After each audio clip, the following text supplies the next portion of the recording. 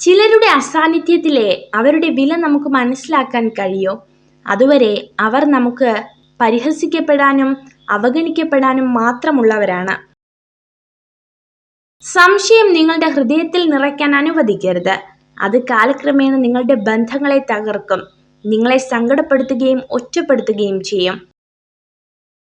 പ്രതികൂലമായ ഏതവസ്ഥയിലും നേരിടാനുള്ള ഒരു ചെറിയ സാധ്യതയെങ്കിലും ഉണ്ടാവും. തളർന്നിരിക്കാതെ അത് കണ്ടെത്തിയാൽ അവയെ മറികടക്കാം.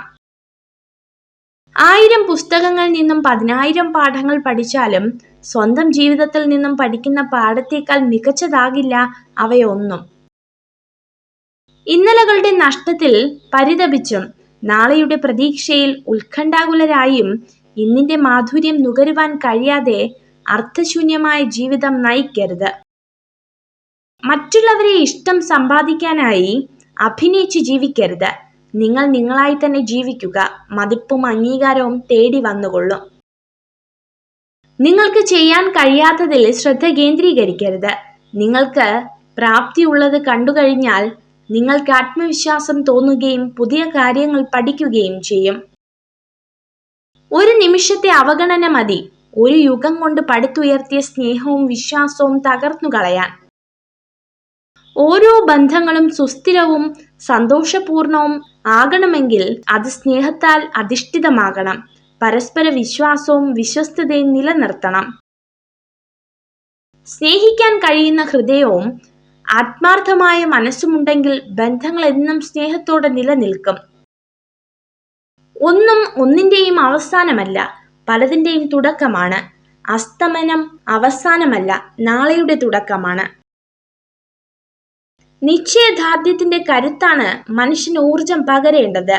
പ്രായവും കാലവും ഒന്നും അതിന് തടസ്സമാകുന്നില്ല.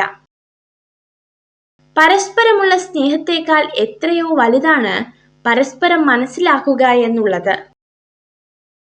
ഇന്നത്തെ സങ്കടങ്ങൾ അത് പ്രശ്നമല്ല, അത് ഇന്നലെയുടേതായിരുന്നു.